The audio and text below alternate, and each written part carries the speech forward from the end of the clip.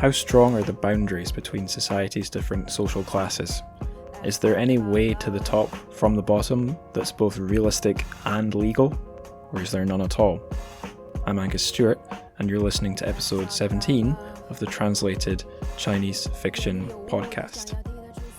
As you might guess from that little intro hook, our story for this episode is Jingfang's Folding Beijing. If you have no idea what I'm on about, you're in for a treat, especially because the guest of this show, this episode, is Guangzhao, and you'll learn more about him when I get to the interview part of the show. But before that, we have some listener feedback, excitingly. So I woke up yesterday morning and found I had a message on Facebook from someone who I hadn't added before, and was really thrilled to see it was from Jeffrey Kinkley, who is a retired professor and academic of, I guess, Chinese studies, Chinese fiction, especially Chinese literature, and he's also done quite a bit of translation work. He's what you might call an old hand, an old China hand. He was a guy who I guess spoke to a little bit and encountered at the Leeds Symposium that I've mentioned previously on the show. And without rambling too much, Jeffrey had been listening to the back catalogue, I suppose, of episodes and had a wee bit of feedback on the Dingling episode. So I was wondering who Tani Barlow was. I wasn't sure, first of all, if that's a male or a female name. Well, Tani Barlow is indeed a woman, and in fact, she's a high-profile feminist. So thank you, Jeffrey, for that info. And there was also the translator's name, Gary Bjorge. I wasn't sure how to say his last name. Bjorge, B-J-O-R-G-E. But yeah, it's Bjorge. So small things, but incredibly useful to have these questions I asked long ago answered by enthusiastic listeners. That is what makes me happy. That's one of the things I do this all for. So yeah, thank you. Before we start with the interview, just the plugs. First and foremost, this is a very special episode. This is the first of the TrChFic Translated Chinese Fiction podcast sci-fi series. We're going to be doing episodes on some very exciting stories. We've got a Han Song short story. There'll be Waist Tide by Chen Qiufan, and there will be discussion of Xia Jia's upcoming collection of short stories, A Summer Beyond Your Reach, published by Clark's World. And I'm not going to reveal who all the guests are that I've got lined up, but expect the best. Don't expect Han Song, but do expect the best. There's a clue. Yeah. The other plugs, of course, if you want to support the show, there's two places you can do that. There's Buy Me a Coffee /TrChFic, and that's linked to in the show notes. There you can give a one-off contribution. And for bonus content, you can give a monthly contribution on Patreon, patreon.com/TrChFic. Basically, I'm trying to cover the £100 hosting fee for SoundCloud per year.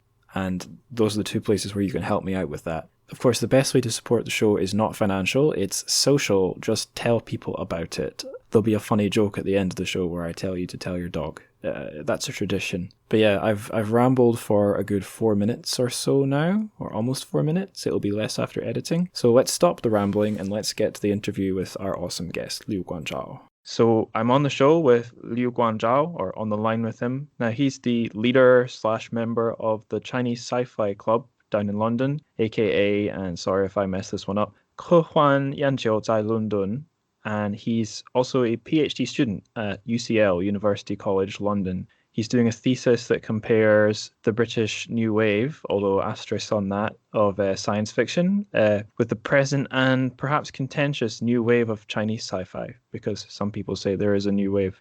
Others, notably Ken Leo, are a bit skeptical about that. But anyway, Guangzhao is essentially an incredibly cool guy, and I think he's a really brilliant guest to kick off the sci-fi season we're doing on this podcast. There's going to be several more episodes with several more exciting guests. More about that at the end of the show. Anyway, how's it going, Guangzhao? Are you okay over there? Yeah, I'm okay. Thank you, Angus, very much for inviting me for this kind of podcast. Actually, I was peeping at like your previous podcast with the other cool people as well. They are cool as well, and yeah, I'm really flattered to find my name among like you or whomever you can invite for the sci-fi field.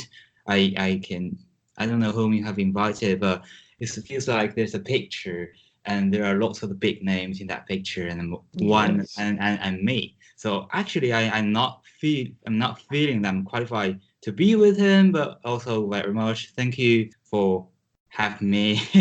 having me You're the you're really first welcome. podcast. Yeah, I'm doing well. So I'm from University College London, UCL, comparative literature, and I'm currently actually not doing the British New Wave as in the 70s, because the British New Wave is a special term to describe people like J.G. Ballard or someone like Moorcock, or yeah, basically in the late 60s and 70s. But my focus is basically about there's another term called British sci-fi boom, which can date back basically to the beginning of the 1990s. Right. So we have some like representative figures like China Mieville, like Ian Banks, Stephen Baxter, or sometimes John Harrison can be one of them, and some other stories. Yeah, in that kind of case. So yeah, that's what I'm doing right now about the 90s basically.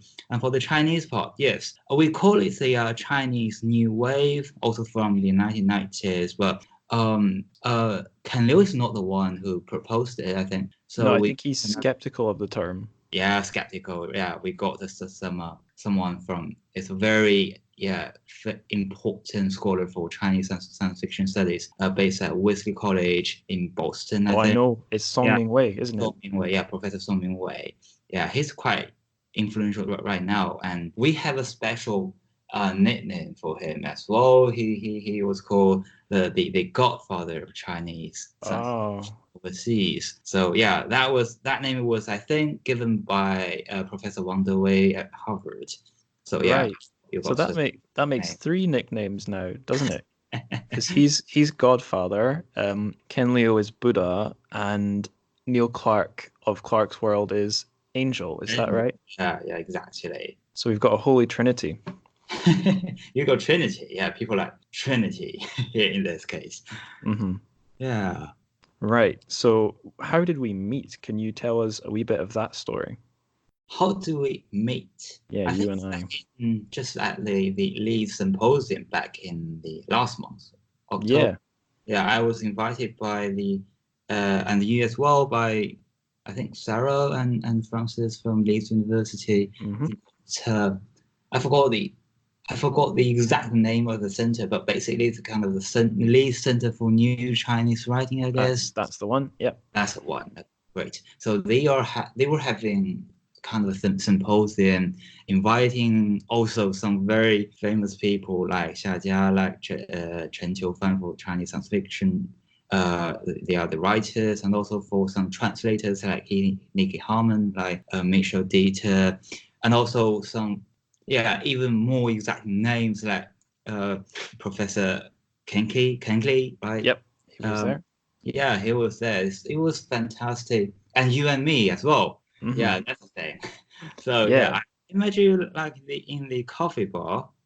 Yeah, Uh, you were the very first person. I was quite early and was really nervous about all these superstars. A lot of them, not just, well, superstars in the world of publishing, but also they're people I had been writing about in my dissertation, a lot of them anyway. me as Um, and just yeah, first yeah. person in the door was yourself, and you're incredibly friendly. You made me laugh. So that definitely helped get you on the show.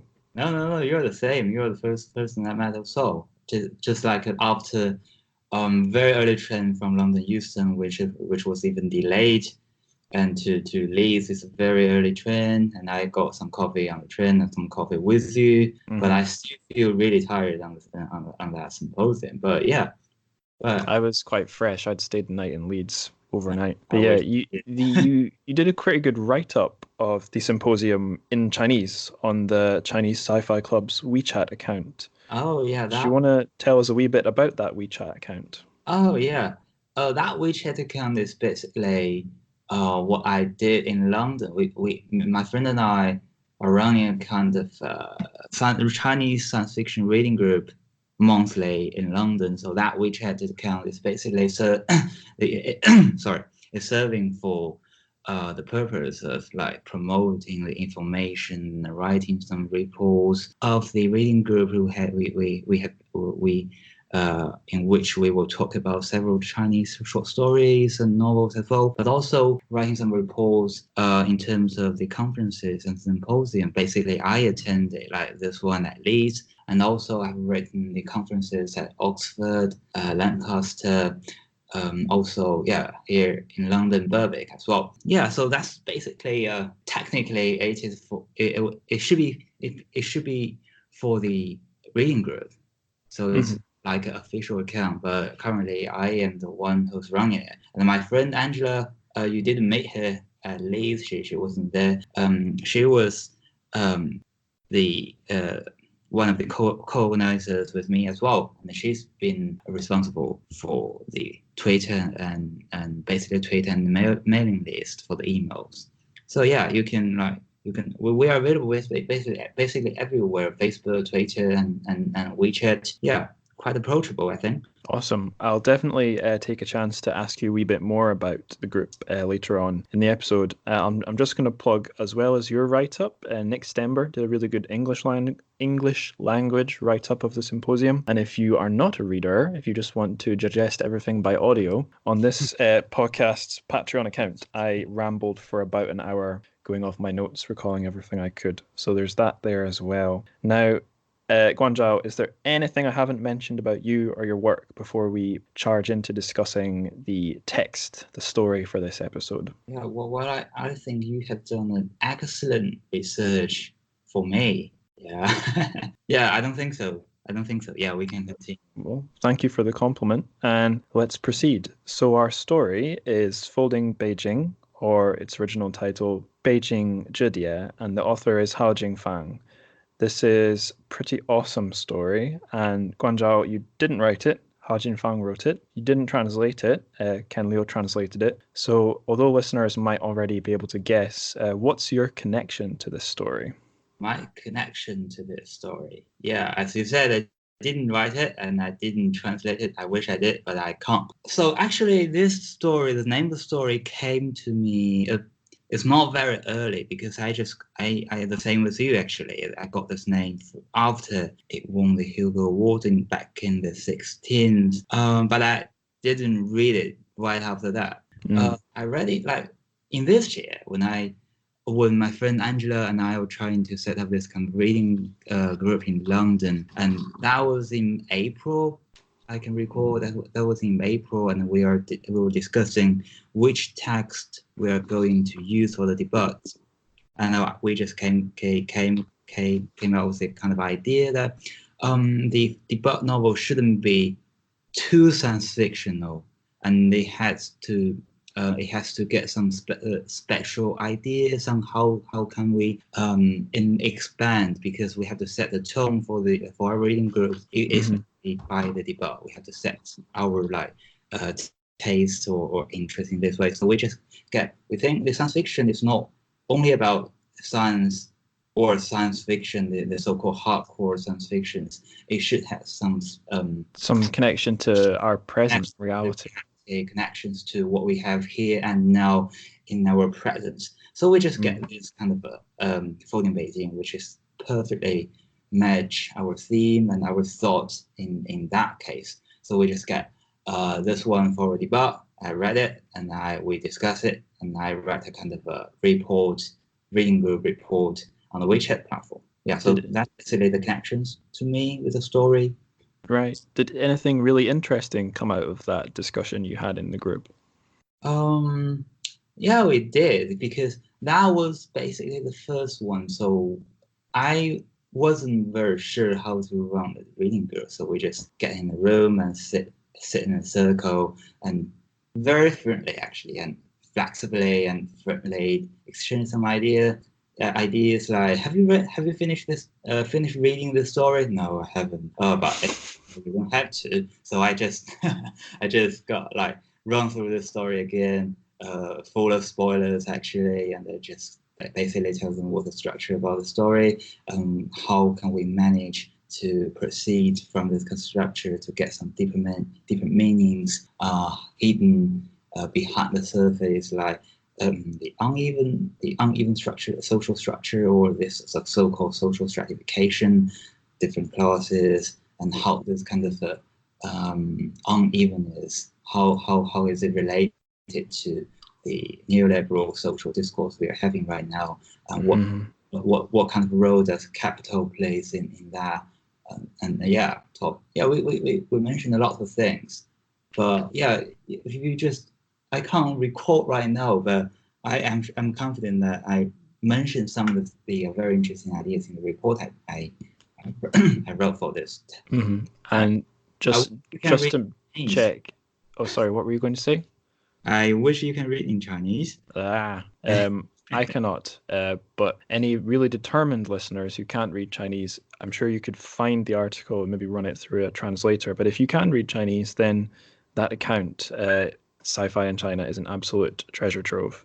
Do you also have an academic connection to this story in your own thesis? Yeah, I am doing that. I have just submitted my upgrade report to my supervisor 2 weeks ago, which is not about story, which is about China medieval and Chen Fan's with tide. But I'm moving to the second one. The second one will be a comparative study between the folding Beijing and another one from the British side. It's called Raft. Written by Stephen Baxter. But because I'm still working on it, I have to still being worried about my upgrade report right now because my supervisor told me he's gonna take a strike. And so my upgrade could be delayed or like change the time. I don't know. But right now, for the next stage, I'm definitely writing about the folding Beijing, and I'm still looking for any possible perspective that can take to engage in the both stories, because I have to find a kind of equivalence between the two stories, maybe from techno capitalism or unevenness, things like that. But I haven't decided yet. Okay, well, here's the perfect place to crystallize your ideas, I suppose. Yeah, I believe so. I'll do my best to challenge you. So I'll try and quiz you on your academic angle on the story a little later on, but let's look at the actual story itself. So spoilers allowed, because I don't think the plot is the main appeal of the story. I think the setting is the main appeal, so I'm okay with spoiling the kind of where the story goes. So with that in mind, what would you say is the elevator pitch for Folding Beijing, or what's the basic premise? Yeah, you're okay about the spoilers because you have finished that, right? Yeah, I'm selfish. Yeah, we're both, so we don't care about the spoilers. Okay, that's fantastic. And any listener who's not read the story, I'm judging them. So okay, yeah. For the elevator pitch, I would say the title itself is a perfect elevator pitch for that story. In Beijing, if you got one of the city can be folded into different spaces, that means you got boundaries for the different spaces.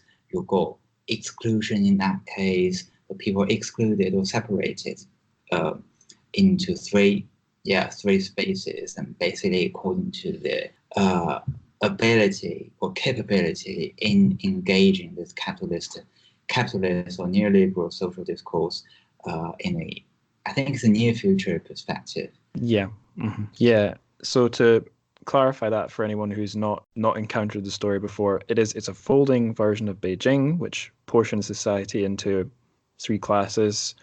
Now, it gives you exact numbers for how many people are in each class. I did not make a note of them, but essentially, I think about half the city is the working class, the bottom class, and then maybe about a third or a quarter are the middle kind of white collar class, and then a small portion are your kind of upper ruling class. And it's not just space that's divided, time's divided as well. I would say they are calculated by 2 days.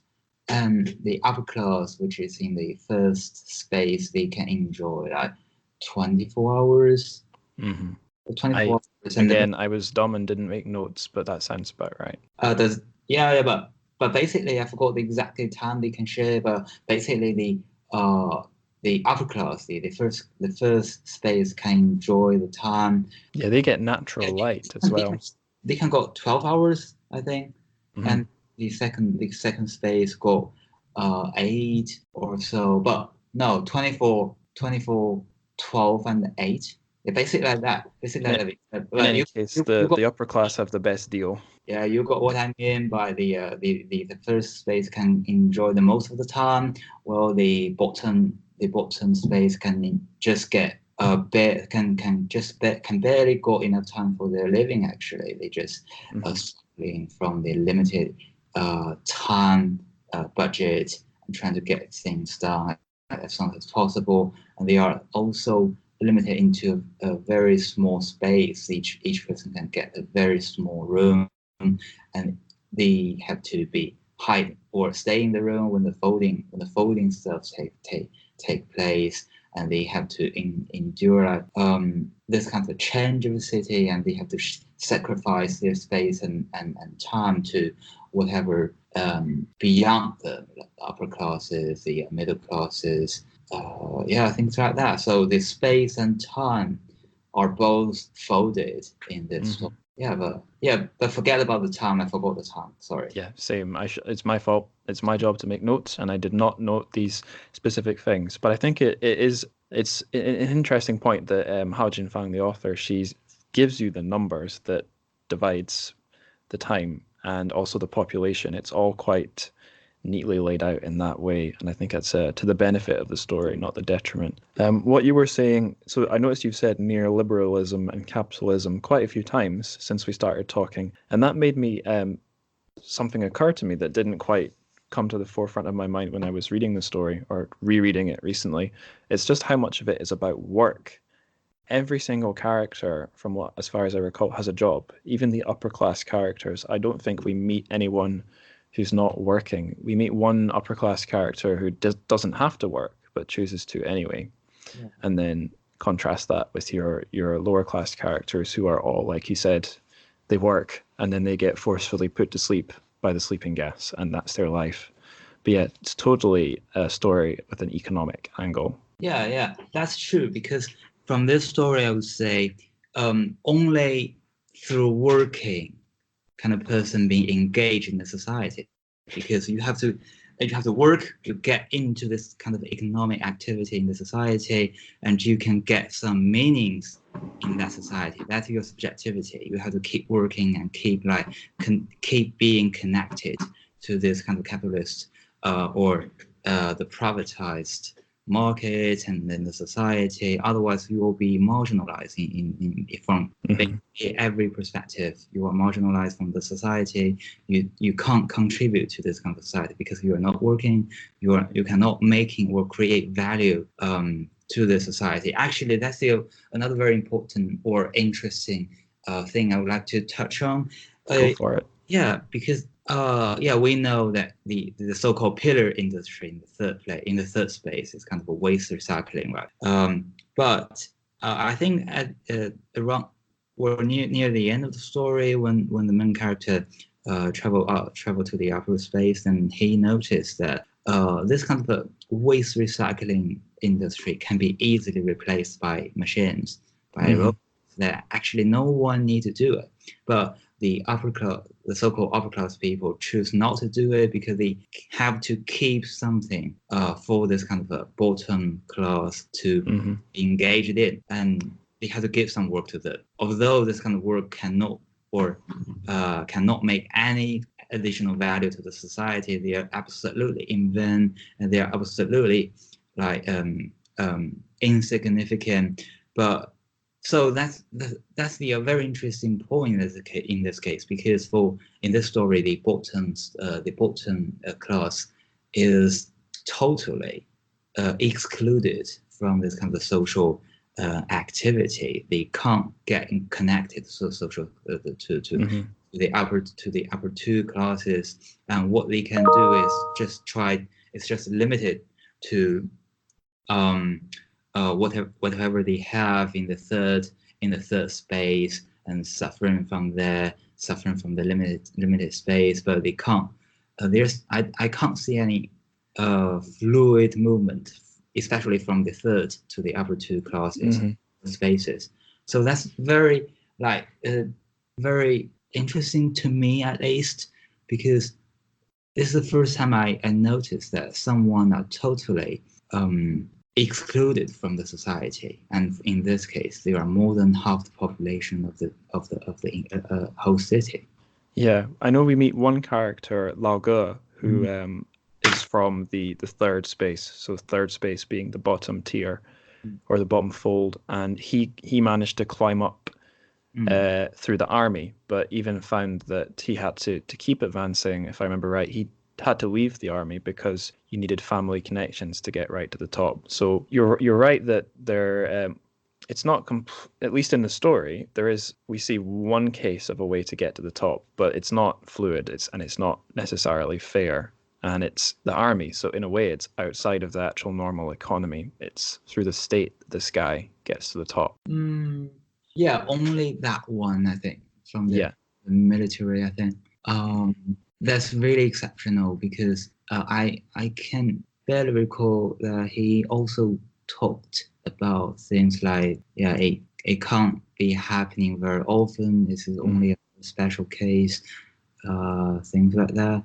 But yeah, because if you move up to the top, or even in the middle class or the second space, that means you have the opportunity to be engaged or to be involved in the social activities, basically.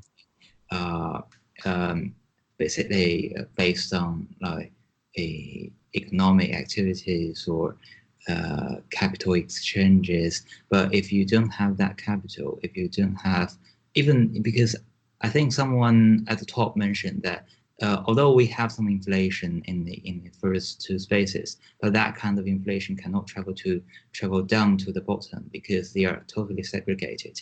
People won't feel that. People won't take part in our economic activities, so they don't feel this kind of they call it the kind of suffering is inflation. It's funny, we started off the podcast talking about how we met through a symposium, and in the story there's talk of symposiums and internships as a way for people from the middle to meet the top. And sure enough, if I hadn't have had spare money and spare time to get myself down to Leeds, I wouldn't have met you and all the other superstars at the symposium. And one reason I'm able to do that is I've moved back in with my family. So I have savings, I'm not fighting to pay the rent. So it's really quite analogous to our real world, not just in China, but I think everywhere these days. Yeah, actually, not just in China, because the very similar thing. If you just change the title of the story, folding Beijing, like you can say, the folding London, of course, or folding Paris. It works everywhere. Do you know the working title of the film adaptation is Folding City? The Folding City, which one? They're going to, or at least there's a plan to make a film of Folding Beijing. Oh, really? But, and its working title is Folding City, I don't even Folding know. Beijing. I don't even know that. So you sound like more expert in this case. At least in the kind of business angle. This was a thing I touched on in my dissertation. Oh, right. Okay. I think there is another Hao Jingfang adaptation in the works, but I don't know. They were saying the same thing about Three Body Problem, so we may never see it. But we will, just get some confidence in that. Okay. Sometime, maybe 20 years, you will see some movies like that. What you were saying about the automation, so the fact that all the waste disposal jobs could be replaced, it reminded me, is a feeling I had first time I read the story a year ago, and then rereading it. It's the best engagement with automate the problem of automation. So what massive numbers of people do when automatic processes replace their jobs. I think I've read some decent, news articles about it, but nothing that really captured my imagination. And I know some politicians in various parts of the world have thoughts about this stuff too. But this is probably the only engagement with automation and its economic questions that I've read. Maybe that's because I'm not reading the right stuff or the right sci-fi. But from that angle, I think that's one of the story's strongest points, are the quite considered thoughts about the future of mechanized modern economies. Yeah, I think so. The automation, the machines, and the robots in the story, and also in other science fictions, is yeah, it's a very important theme right now for science fiction studies as well. The machines and in one way, because you can talk about the artificial intelligence in that kind of case, robotics, and how the machines taking over the world. But another perspective, you can also talk about this kind of machinery, this kind of machine economy, and its relation to how we deal with the labor force, we have right now. Because if you just get so many like robots like in the industry, like they can do whatever you need to do. They are like invincible. They are iron. They are very strong. They can do whatever job that human beings can do. So that leaves a consequence there. Some people will lose their job. Some will lose the income source that they can't get the money for their families. They can't get enough money for food and accommodation. So that gives a way for us to think about this kind of labor relation or conflict between machines, automation machines, and human beings as well.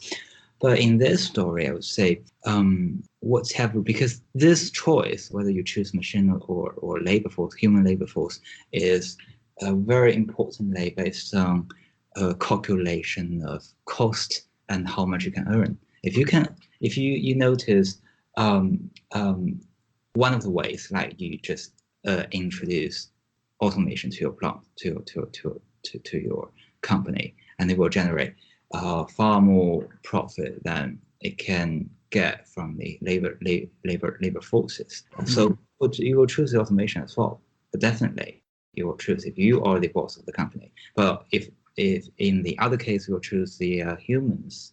Yeah. So in that way, especially in many of the science fiction stories, there's kind of a very obvious conflict in this kind of how to make a choice, how to choose from these two options. And that one was very closely, because my PhD thesis is a very important part of it is about neoliberalism and is science fiction representation in China and the UK. So in that case, how do you make a choice is very deeply rooted in this kind of neoliberal discourse.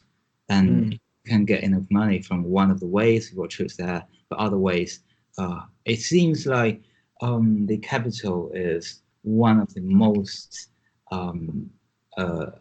thing or element you will rely your decision on. I'm just googling. There's a journalist in the UK, and I've forgotten his name, and it's really bothering me. I might have to edit this. There's a writer. He writes a lot about these issues from a kind of critical of neoliberal angle. Is he called Matt something? Called Matt? Oh dear.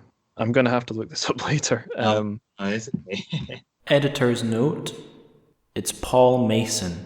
Paul Mason, I'll put his stuff in the show notes. Yes. So rolling on, I've got in my notes here a little fact that 3 years ago in 2016, Folding Beijing won the Hugo Award for Best Novelette. The Hugos being, as far as I'm aware, the premier international sci-fi book awards.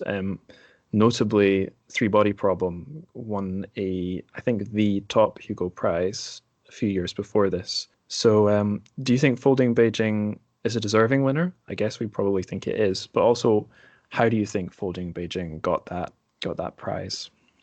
Well, I think Folding Beijing got that prize is not. It is deserving. It is a very good novelette, especially welcomed from the English readers actually, and also thanks to I think the Kenliu's translation, right?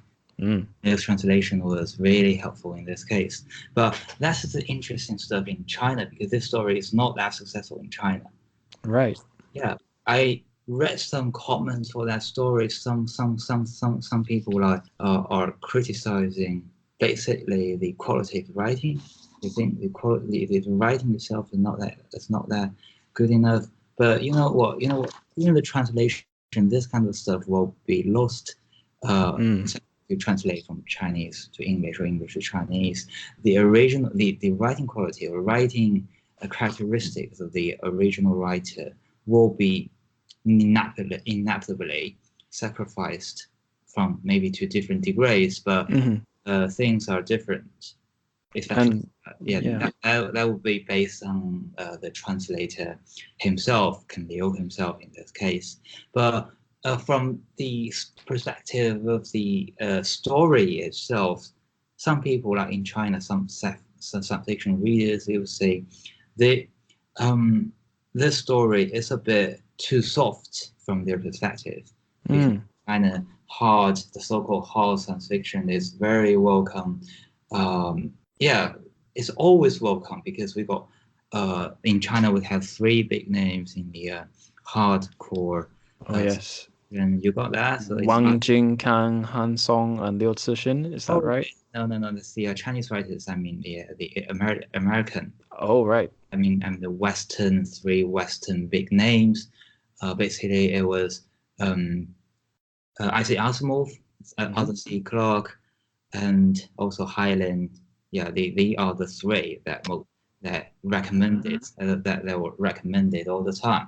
So that's another interesting issue, that the taste of the Chinese science fiction readers are basically influenced by the American traditions. Although we have Arthur C. Clarke in among the big 3 names, but Arthur C. Clarke, from the academic perspective, is also very inclined or very close to his American counterparts, to the American sci-fi tradition. So because of the introduction and translation of Western science fiction stories into China, because of this kind of translation procedure, because of this influence of the British science fiction is not that famous in China right now. Right. So that gives part of the reason that why Chinese readers are very interested in the so-called traditional science fiction, which is only about space, and also you have some very solid inventions. We call it novel, science fictional inventions, novel in the story. We got something new, we got something scientific, and that makes it a science fiction. But in Folding Beijing, it's not that obvious. You got this kind of innovation, you got this kind of creation. The very essential part of the story is setting, and this setting is about space, how the space can be folded, and how the space represents different social classes, and how the space can lead to the social stratification. And that's basically the essence of the story. And that maybe right now, it is a bit controversial for some of the sci-fi readers to classify the story into science fiction. Right. Yeah, I think we were saying earlier, it's quite a precise story when it comes to how time and space are divided up, the description of the economy is, I think, very sharp and based on real stuff. But the actual science, like for example, I don't know, the hinges of how the ground folds, that's not what Hao Jinfang dives into, and I think the story is better for that. But it's an interesting thing you've pointed out, which kind of leads on to the I think it was just Wikipedia research I did about this story's publication history. So according to Wikipedia, Beijing Jidie, the original Chinese version, was first published 7 years ago in 2012 on Tsinghua University's bulletin board site, a BBS. News, I don't know how you say this, Newsmith, newsmth.net. And then 2 years later, it got into 2 Chinese magazines. 1 year after that, it got translated by Ken Liu, found its way into Uncanny magazine, where it's still up on their website. You can read it online for free. That's where I did my rereading. And then a year after that, it made its way into Invisible Planets, Ken Liu's Chinese sci-fi anthology. And it was the only story by Hao Jinfang in there, although there's more in his second anthology, Broken Stars. And it's in Invisible Planets. That's where I read it for the first time. So you've told us a little bit about how the story was received in China. Do you know much about its splash on the BBS or in the 2 magazines it was published in? Well, actually, unfortunately, I don't know. I know the name of the story when it won the 16 Hugo Award from online basically, and I read the story. Uh, read the story. The Chinese version was included in one of the monographs or the story collection featuring Hao Jingfang herself, and also Right. English version from Invisible Planets. So if you don't tell me, I won't know about the BBS stuff. Mm. Yeah, but I probably can know about the original. Yeah, I know it's something uncanny, but I I don't know where originally in Chinese is it published. Sure. So, but I I can s- check it out. I can check it out about it. I yeah, think I might go digging. If I just pop Beijing Judea into Google or Baidu, I can maybe see where it takes me.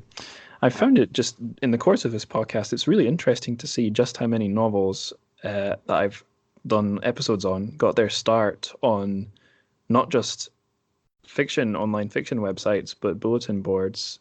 The last one I did, Unfinished Crime, that was a web novel. This one was on a BBS, and Leave Me Alone by Murong Chue-tsun. That one started on like his pharmaceutical company's online fiction website. yeah.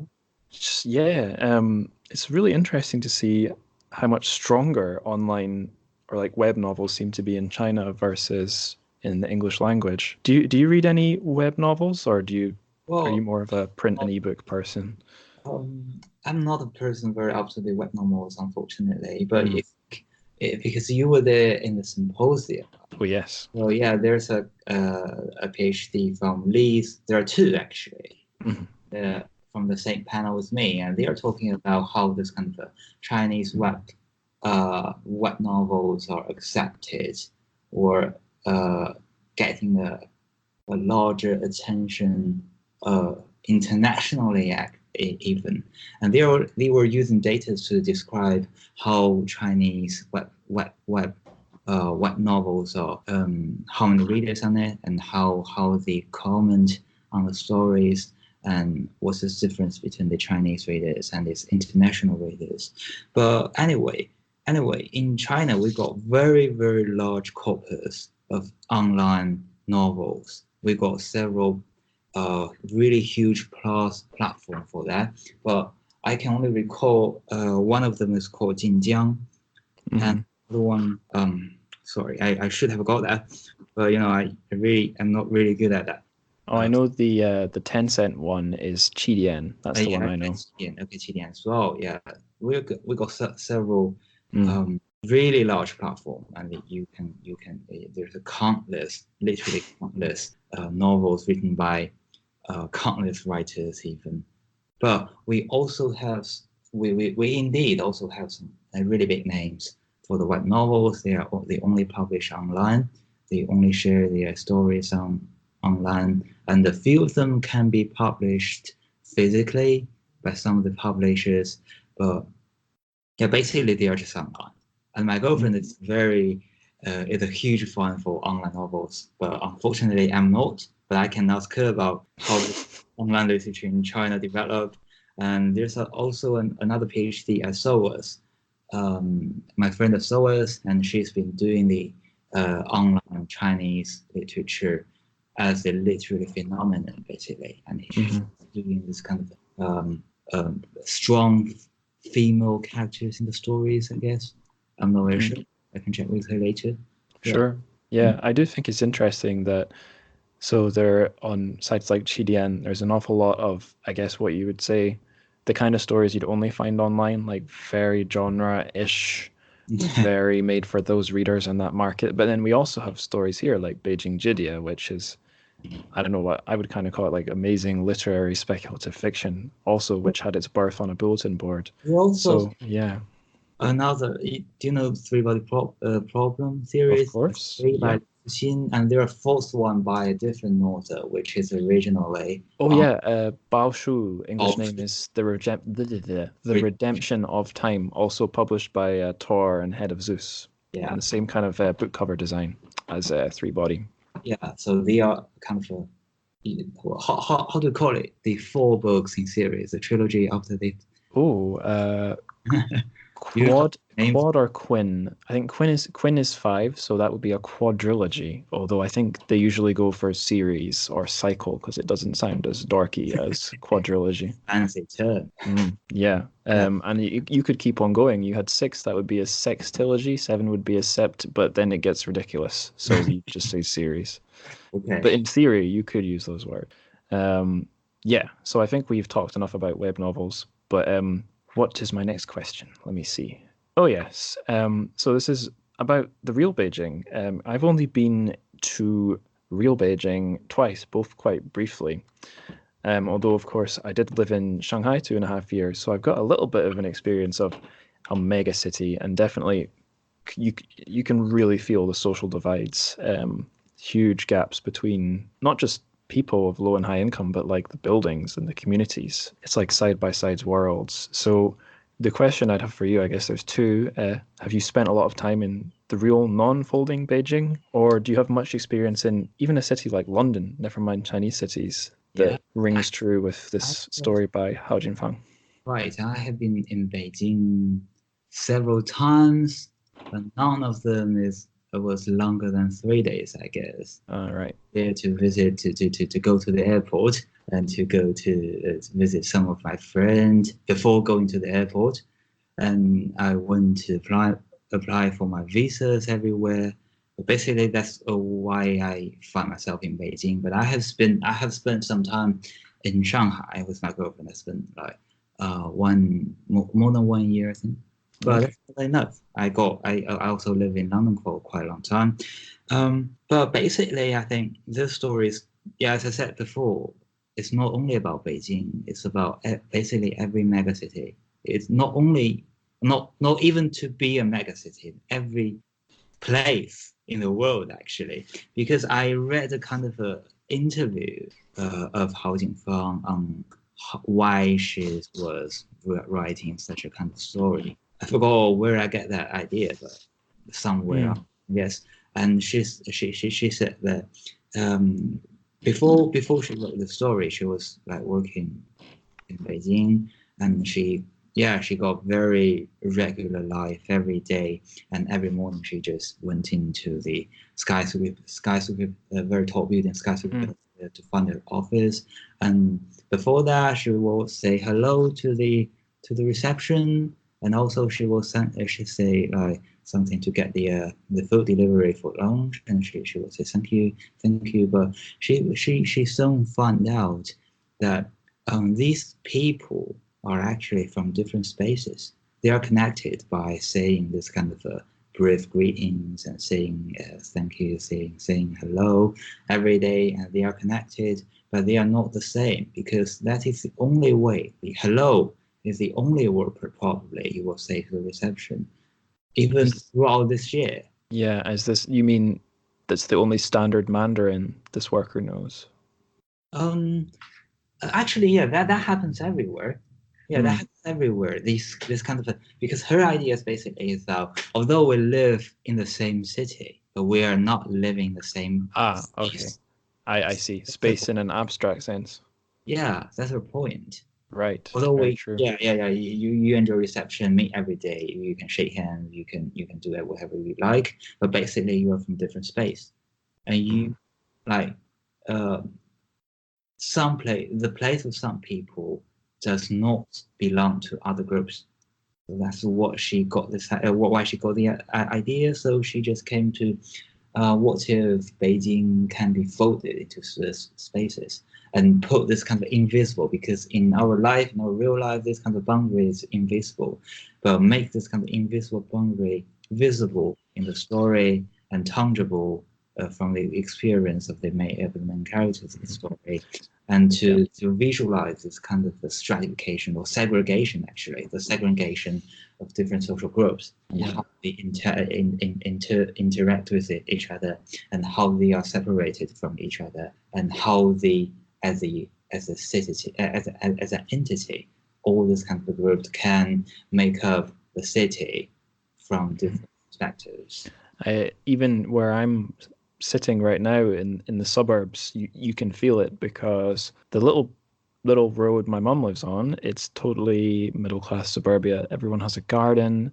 This house used to be 1 floor bungalow, but we built into the attic. It's now a little 2 floor house. But just maybe a few hundred meters away, there's a little part of the suburb that used to be the richest mile in the world back when we were an industrial city. There's all these great big, like almost mansions, some very big houses that factory owners used to own, and now it's not factory owners living there, but it is very well off people. But if you go in the other direction, the other side of the traffic lights, the other side of the park, so it really is physically separated by quite a couple large boundaries, grass and busy roads and complicated traffic lights. There's a council estate called Douglas, and that's got some I'm sure it's not one of the worst estates in the country, but it's got some serious problems. And the difference between my nice little suburb, Broughty Ferry, and Douglas is, I think you would notice it pretty much immediately. And again, if you went from the little suburban or the middle class part into the parts of my suburb with the large houses, you can see it quite quickly as well. Yeah. But the access is much easier, just like in Hao Jingfang's stories. The separation between top and middle is way thinner with the bottom and the other places. Actually, I can feel the same in London. It's more like obvious in London actually. If you the one of the street can be really dodgy and full of trash and like it's not that clean, but maybe just 1 or 2 blocks away is a very clean area or district for the rich people to live in, just like the South Kensington, where South Kensington, where all the rich people get their house over there. But it also has I think you know about the fire of 2 years ago. Vaguely. Yeah, there was a resident tower on South Kensington provided. Grenfell. Grenfell, yeah, that Yes, one. of course, I know Grenfell. Yeah. That morning I was literally woke up by the helicopters. Actually, yeah, that morning I was there as well. But they are in the same area. They are not far from each other, but you feel this kind of segregated boundary from the people from different classes. Yeah, I remember just after Grenfell happened and all the survivors were left homeless. I think the opposition leader or someone in the opposition party floated the idea of putting these people up in empty luxury flats that people just owned to rent for holidays or whatever. And almost immediately there was pushback from the wealthy owners of these flats. No way, not going to happen. Not going to happen. So it just goes to show, even in this horrible tragedy, people try to enforce these boundaries. They won't even give refuge to people who've lost their homes. Kind of horrible. Because I noticed the concept of boundaries getting famous or welcome this year, especially because I got 3 journals or conferences or symposiums. They mentioned the theme of this year will be crossing boundary. They're trying to get some of just a boundary, some are crossing boundary, like the reading group based at Birkbeck. We got to London science fiction research community, and the reading group for this academic year until the next August will be boundary, I guess. You've got boundaries, visible, invisible, tangible, intangible, but we have to try to break them, or it can be broken. I don't know. Yeah. I guess a thing that Hao Jingfang's story doesn't touch on, but that plays into all this, is gentrification when these people live side by side.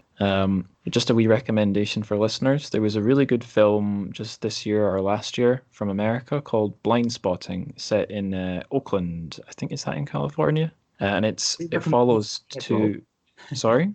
Is it recommended to me as well? Oh, sure, yeah. If you're interested in this idea of space, sure. Yeah. So it follows 2 underclass characters. One's a white guy, one's a black guy, and they have this love-hate relationship with all the various hipsters they have to deal with that live in the neighborhood. And it's like dealt with in the film as a kind of a central focus, if not the main theme, definitely theme number 2. It's a really good and also very different examination of, modern inequality and people folded on top of each other in a way. Which leads into my next kind of topic or question. So if you go on Uncanny Magazine and you click on the little bio they've put for Hao Jingfang, there's another piece by her up there. It's an article, a non-fiction, and it's got a really nice long title, which I'm sure would sound pretty good in Chinese because it's a translation. It's another translation by Ken Liu. So the English title is "I Want to Write a History of Inequality." And you can maybe guess from that name, it's a bit of a reflection on the theme of folding Beijing. In that article, Hao Jinfan talks a lot about her job. She works at the China Development Research Foundation, so she's really not just a writer. And at that foundation, she's tasked with basically studying, researching, and making small measures to alleviate inequality. I think she's done a lot of work in rural areas, but I'm sure she's done stuff in cities as well. Do you know much, Guangzhao, about Hao Jinfang's broader concerns, maybe in her other works? Have you read anything else by her? Well, I just read like the interview I just mentioned about how she has developed this kind of idea of writing folding Beijing. But basically, I think she's very frank in that essay you mentioned about you want to write a history of inequality, because if she just say inequality straightforwardly, it means there are some inequalities in China right now, and also in every city that can fit in folding the structure of folding Beijing as well. Because if you got differences, there will be inequality. Especially, you got 3 different spaces, you got 3 different classes, even more. Sorry, you cut out for a few seconds. Could you repeat what you said maybe for the last 5-10 seconds? Oh, sorry, I just repeat what I said. Yeah, because I noticed like for folding Beijing and for every city that can fit in the structure of folding Beijing, and there will be inequality in their narratives, and you got different spaces, you got different classes, and you got people segregated from each other. So there will be some difference between different social groups, and you got like that kind of differences. The inequality will be inevitable in that sense, because that came to me another story from Liu Cixin as well, and there's a story from Liu Cixin called because unfortunately that one doesn't got the English translation yet. Oh, right. The Chinese name, because you know about the taking care of God, right? Yep. That's so just for listeners, that's a Liu Cixin story. It's available in Invisible Planets and also The Wandering Earth. It's in both of them, and it's about a race of aliens who come down to Earth, but they all kind of look like a cartoon of God, old men with long white beards and hair, and everyone's got to look after them, a little bit like a Chinese family might look after a grandparent. So that's looking after God. Yeah, but that one was what I want to say is not looking after God. Yeah, it's basically the similar titles called looking after humanity. Actually, yeah, looking after. Humanity. But the story is totally different. The story for the looking after humanity is about you go far. If you date back to the ancient world, the humanity was divided into 4 parts, and so right now the Earth is one of the 4 parts. And one day there's a kind of the other, we call it the brother civilization, came to Earth and saying this and telling us a story of their words. And it was like there's a very rich person who can buy the entire planet, everything on it, the water, the air, all the resources belong to the one single person, and he did this perfectly legal, because they are very hardworking. They know how to make business, and they can earn lots of money. And they just bought everything on the planet, and he just sent other people on the planet away to the universe and try to whatever you want to go, but not staying here and things like that. So it's basically the same thing because you got a kind of a similar hierarchy as in Beijing as well. If you the kind of the social resources, you can get the capital and money to get what you want. You don't have to take care of the other people. Mm-hmm. Yeah, so it's basically about the inequality we have just talked about. The inequality is basically everywhere. If you got capital, there will be inequality in it. And also, if you talk about the modernity we're having right now, the inequality is one of the essential component of modernity. So if we are living in the modernity, we will have the inequality with us. So that is kind of inevitable from perspectives. For our Chinese-speaking listeners, what's the Chinese name of that Liu Cixin story? 赡养人类.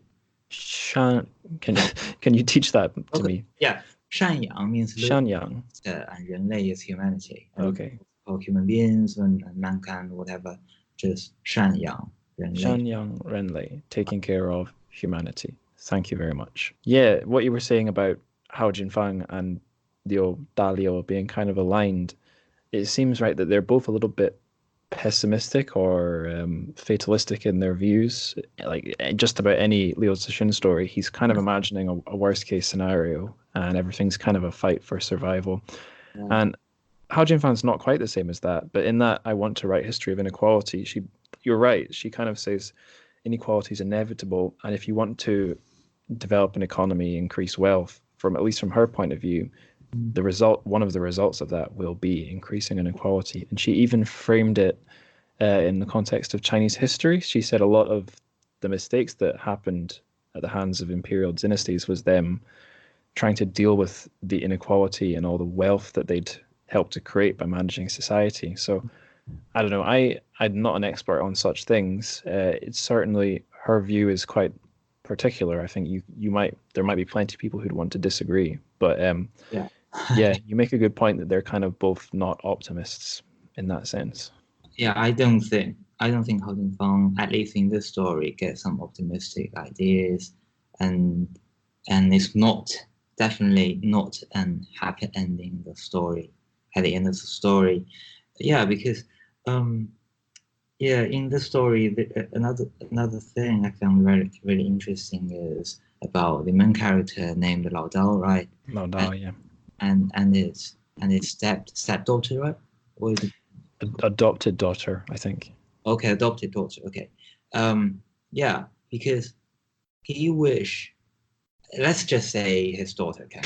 Shall we? Yeah. It's easier. Yeah. It's easier. Yeah. Because Lao Dao really wish his daughter can get a very good education, and he really wish his daughter can move up to one of the upper two classes actually, but there's kind of a model, there's kind of a target, because Lao Dao met a kind of a very young lady, right, in the top space. Her name is Yi Yan, and she is basically the one you mentioned. Like, she doesn't have to work, but she chooses to work in the first space, and she's married, but she's also has some rumors or affairs with a boy from the second space. Basically, that kind of image, the image of upper class young lady, is what Lao Dao wish his daughter to be in the future through getting good education, through getting whatever he can to get his daughter a promising environment to move up, to do this kind of stuff. But Lao Dao doesn't like Yi Yan in that case. He thought Yi Yan was basically kind of a puppet. Yi Yan didn't have a strong agency or subjectivity in creating her own values, but still he wished his daughter can be in this way, because only in this way can a person really be attached to the social matrix and to the social discourse, and they can really get some or create some value to themselves even, and also to the society. So that is something I found really really a satire or such as a satire in this case. Mm. Only you have to see like your daughter to become a kind of image you don't like, but only this kind of you don't like image can be the one that really functions in the society. That is an interesting take. The thing that popped into my head on the reread about his wee daughter, I forgot her name. I know it's the same word twice, but yeah. Anyway, his daughter. I remember it says he wants to get her into not just a normal kindergarten, but a kindergarten with music classes because she Uh, seems to innately respond really well to music. She loves to dance about, um, and it reminded me of my own experience working as a foreign teacher in China, where a thing you notice straight away about Chinese parents, or at least the ones you come into contact with, is they want their kids educated from the get-go. The starting kind of entry to education, the bar is already high. And yeah, we've got you can see that Lao Dao has this goal. He's got these aspirations, but like you're saying, the odds are they seem to be really heavily stacked against him and his daughter. Even if he does manage to secure some money to get the kid into the nursery, it's not clear that that's going to lead on any skyrocketing trajectory right to the top. right, yeah, because we in China we got a special term for this kind of competition. It's called to win at the starting point or starting. Oh, Yeah, because you from the very early of the early stage of the children education, like the nursery, like the primary school, you have to make sure that your children can get something special. mm-hmm. Like in this case, his daughter liked to dance. Oh, okay, we will find some place where get the where you can learn some dancing skills or some musicals or some other like calligraphy or other if you are a bit talented in math, we got some math special, really special math classes in China as well. I So wonder if I can be annoying. Can you teach me that phrase to win at the start? to win at the starting or start line or starting line in Yeah. English. Yeah, because that's just kind of a race. Yeah, Mm. from the race, before it starts, it's kind of everyone was lined up and waiting for the whistle, right? But someone, if you got some special skills, can move your starting line. Mm. In advance. How many? How do you say that in Mandarin? Is that a 4 character phrase or It's not 5 character. 5 character? like Okay. 赢在 like win at the 赢在来 起跑 like the running race. Okay. Yeah. 赢来在起 Oh no, sorry, I lost it. 赢在赢在起跑线. 赢在起跑线 Yeah, that one exactly. Okay, I shall look that up after we're done talking. Yeah. Yeah, it's funny how that manifests where I'm from in my middle class neighborhood is also related to space. So in Dundee, we've got one private school, all the other schools are state schools. So generally speaking, among the kind of society or the part of society I'm from, there's not really a great rush to try and get into the private school because it's very expensive. Okay.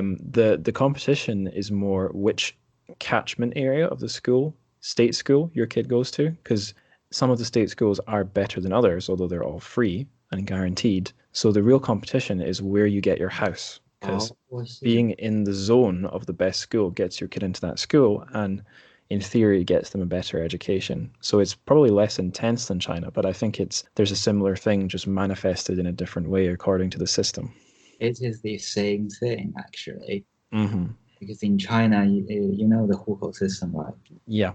Yeah, because everyone was registered according to where they live, and that's the reason. Because also in China, we got right now we got very strict like school registration system.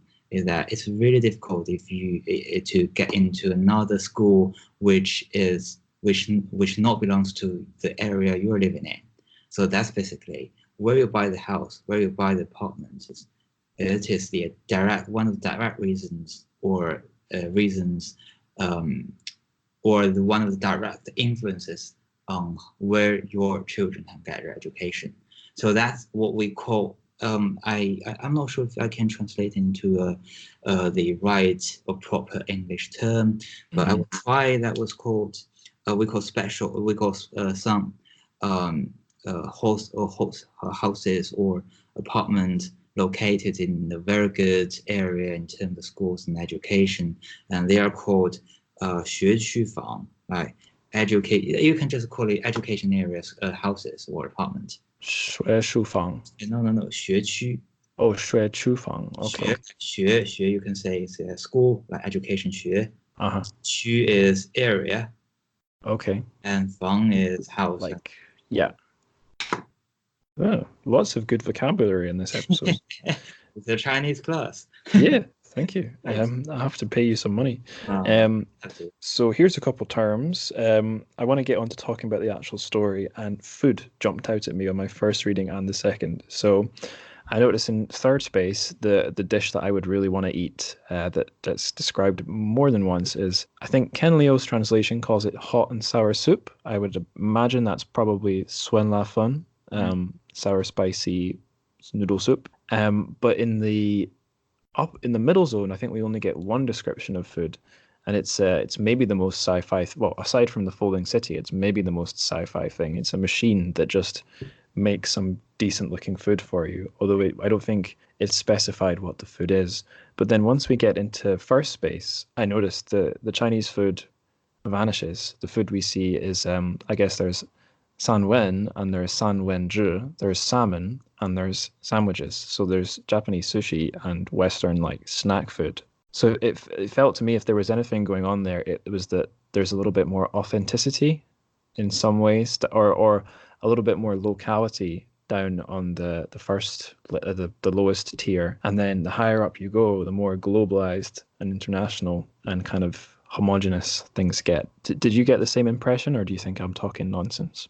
Oh, but I haven't thought about that, frankly speaking, but I would say it's a very interesting approach if you just see the story from that perspective. Yeah, I would say like, also because it depends on which kind of venue can you find these food, like the Swan Lafen from the bottom is from the bottom space. It's basically the street food. China, you don't usually sell sandwiches as street food, right? You won't buy it if you were, right? Yeah. No. I think the only cheap sandwiches I got in Shanghai were ones from like Family Mart, and they're not really. They're a bit strange. Get the sandwiches, but not from the street food. No, never, no. From the story, at least, the description of food in the third space is basically street food. Street food, yes. No one's cooking for themselves in that. Just a very simple restaurant, and you can eat from the restaurant. You think it basically stuff like that. But if you move up to the first space, basically the story was talking about this kind of conference, right, or symposium, and they are offering some food, and these are really fancy food. I forgot the details about kind of which kind of food have been served in that symposium, but I would say sandwiches and also other like some kind of a westernized food in the first place. It's kind of a label for this kind of globalization, and you get some connections to the rest of the world, and you get something different. But if you lack that kind of a connection, you will only have what you have already, which is Suanlaf and all the Chinese street food in this case. Yeah, I think that's pretty fair. I think we touched on it briefly, the inflation. This is something I think I missed in the first reading, and it jumped out in the second. So you notice straight away that things, the amount of yuan people are paying for things is higher than they'd be paying now, I guess because we're in the future and inflation is real. But then we learn that inflation, by the way the economic system works, inflation has kind of been frozen in the third space, and in the first two, it's accelerated. But as someone who only has a very basic knowledge of economics, I wasn't entirely sure what to make of that. Did it jump out at you any more than it jumped out at me? Well, about the inflation, we have to talk about that.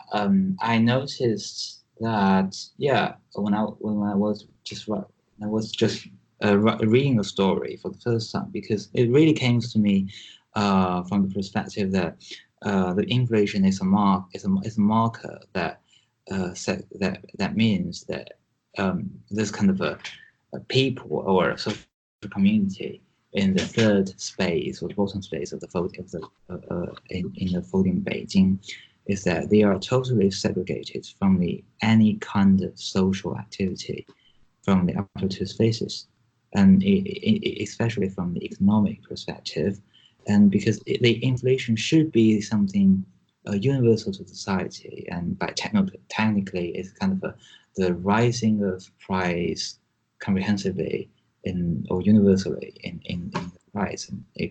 But this kind of a change, this kind of in some cases, the inflation can be a normal phenomenon. But even the normal phenomenon, or this kind of some kind of a really serious inflation in the society cannot be filled by the bottom people, because they are not able to get access to the capital itself. If they are away from the capitalist system, they won't be feeling anything about the inflation. They won't be feeling anything about the economic activities that keep every players in the game. They're out of the game. Right. Speaking of the game, so we've talked quite a bit about third space and first space, the bottom and the top classes. But again, on this reread, a thing that I picked up on more was the second space characters we meet, who are, the impression I got is although they seem to be living in a very comfortable environment, they're also, whether it's by necessity or more by the ideology, they all seem to be working themselves quite hard. They don't seem incredibly comfortable in that sense. And I think every second space character we meet, with the exception of one guy I think he's sitting on his floor and playing video games, everyone else is suited up for work and is work. Do you have many thoughts about that? Well, that is basically a very realistic reflection of what China is right now, especially in the big cities. And yeah, because especially for middle class and young people, and I thought it's a few months ago there's a social debate on whether the young people should be working. We call it 996. It's called from 9 a.m. to 9 p.m. Oh, this is Ma Yun said something about this, right? Yeah. It's 996, or in some cases it's even worse. You have to it's called the 007. You get that? Yeah, but some, especially the bosses from the big companies, they will encourage especially the young people, saying that if you're young, you should be hardworking, and you should get the value for the company, and you should get the dreams and some kind of dream that you will be respected for your contribution for the society right now, but that will see in the future. But in that, you have to keep working to sacrifice yourself to burn yourself, metaphorically, of course, to make the society a better place, or even to make the company a more successful one. And that means that you have to make money for me, and you make money for me, and you have to sacrifice. But very important and very interestingly, some people do buy this stuff, and they really believe in that way. They believe that as a young person, we got extra energy, that we got time, and we should be spending this time in creating values. So that is basically what was reflected in the stories, that people keep working and people keep refreshing their CVs. Basically, I'm doing this because I want to write a few sentences on the CV to make it feel better. Oh, it's too real.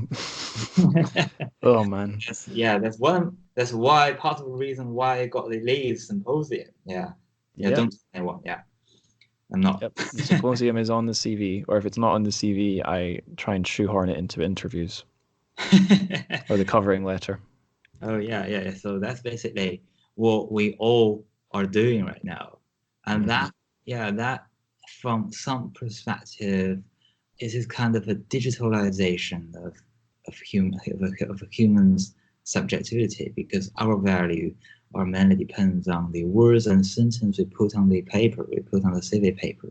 Mm-hmm. Especially if you circulate the CV online and send a message, you send an email to your supervisor, saying, I want to do this, I want to take this job, and your supervisor like, well, just read the sentence, read the sentences you wrote for the CV and determine whether you to give this job or not. So that's one of the ways that people are reducing the subjectivity into the data, into the labels and symbols or words and sentences, and eventually to the discourse itself. Mm-hmm.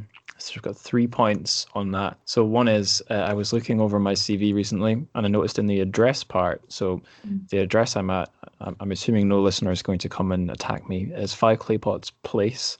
And I noticed that the L as well as the P in place was capitalized. And I was like, oh my God, I've sent this thing off with the extra incorrect capital. Has that lost me chances? Quite possibly. Because it's publishing companies. So like you said, one sentence, even one letter could ruin it. The other thing about becoming a digital self or digital CV self, one of the symposium people recently found me online. It was Jeff Kinkley, and he told me the first place that he found me, I don't know how he went about it, it was LinkedIn. So I was hoping the podcast would be easiest to find where I actually talk about it the most, SoundCloud or Twitter or Instagram, places where I'm not completely a robot. But it was actually LinkedIn, the digital CV that he found me on. There was a third thing. Oh yeah, I think it was notable that the second space characters we met were all 20-somethings. And I think maybe in the first half of their 20s as well, really quite young. Yeah, possibly, yeah. Also, because I can recall you talking about the address and the CV. Actually, that was some techniques, because it feels really different to put your address like the South Kensington. I like your dog. Yeah. Oh, he's outside. Why is he going crazy? Yeah, and I think my little sister just got home, so he's going crazy. Okay, lovely. Yeah, because if you put your address in South Kensington on the CV, it feels really different if you put somewhere like New Cross, somewhere around London suburb, not that. Right. Well, my problem is Dundee. I'm applying to London. London people don't know where Dundee is. Yeah, that's not your problem. That's your Indeed. Yeah, that's what I tell myself when I'm shaking my fists and crying. No, I don't. Yeah, some people are quite secretly speaking, a bit arrogant. I can fit that, and they don't care about the people from the outside London, the pan-London area, London metropolitan. I was looking at a job ad for I think it was an internship or something in London, and it had like a bit where it's like type in the city you live in. So I put Dundee, and then it says choose an area in a drop-down list with a set number of options, and all the options in the drop-down were just places in London. No. So you could put your own city, but then when you were saying which part of the city, only London options. So I don't know how that happened, but I guess it's emblematic of that attitude. Some people call it the fifth country in the UK: Scotland, England, Wales, Northern Ireland, London. Oh, right. Yeah. Fifth country, yeah. Holding London. Holding London, yeah. You can write something about that. I should, yeah, some fanfic online. Yeah. Next question. So this is about real China and real Beijing, how relocating from one place to another is a kind of a hardness. And it made me think a wee bit about the other piece of Chinese sci-fi I'd read just recently, which also has these migrant workers, lower tier people dealing with relocating. And it's Waste Tide by Chen Qiufan, also who was in attendance at the symposium. And I noticed as I was reading, our hero Lao Dao, he deals with trash and recycling, just like the characters in Waste Tide. I don't know, I don't really have a specific question, but do you have any thoughts about the theme in not just this story, but other Chinese sci-fi of migrant workers and their relationship with waste? Well, yeah, the most representative example in this case will be Chen Qiufan's Waste Tide. Yeah, That's easy because I was writing about TrChFic's waste time for my upgrade report, and I was trying to discuss this kind of the conflict between the migrant workers and the local people, and there's still a kind of a boundary. Yeah, there's a boundary between them, and because because I thought I think I mentioned about the West Tide and migrant workers and native people in the Lee Symposium as well. And now I'm trying to adopt one of Foucault's idea about heterotopia, the place of otherness, to conceptualize this kind of conflict and especially their relation between each other, the relation between humans and waste, etc. Yeah, the migrant workers is one of the very important academic topics, both for literature and also for sociology, for linguistics, even. Yeah, it's a really important theme. I'm pretty sure that a lot of the listeners to the show know a little bit about what the term migrant worker means in the Chinese context, but if you don't and you're interested in learning about the country more broadly, just stick in Chinese migrant workers into Google. It's just a completely different concept from what a migrant worker is in the UK, and I'm sure a lot of Europe. And the hukou system as well, HUKOU. If you don't know about hukous, it's well worth looking into. We have been going a while, so I'm going to zap ahead ever so slightly to asking you a little bit more about 科幻研究在伦敦, the Chinese sci-fi in London group. A lovely reading group. Yes. So we've done the elevator pitch for Folding Beijing. Could you give us an elevator pitch for the group? If you want to read Chinese science fiction in London, that is the place you go. How is that? That's perfect. Yeah. And if you wanted to find the group, what's the best place to get in touch, digitally or in person? In person, that's me. Yeah, in person that would be me and my friend Angela Chen, and she was a student from King's, and she's been really interested in climate change fictions, and she's running another artistic platform, I think, called Worm. It's called worm.org, where she's a kind of a curator, a really experienced curator on the creating many kind of artistic projects which you can find on her website. But for the science fiction reading group, London Chinese science fiction reading group, we are also available on Twitter, on Facebook. We got a mailing list, and also if you got WeChat, the most convenient stuff is to just contact me and to follow our WeChat official account, which is SF in London. If you search for the official account, because we have to search on the official account searching area, you can find it, but not the area you try to find some text. Yeah. Can I share your WeChat ID with the listeners, if that would be helpful for them? Yeah, I think so. Yeah, it's lovely. Right. So I'll pop it in the show notes. Yeah, my WeChat ID also probably the ID for the platform. Okay, that will be in the show notes for you guys listening if you want to add Guangzhao on there. So you've told us how the group began. Have you done any really amazing things? And do you have any really amazing things lined up in the future?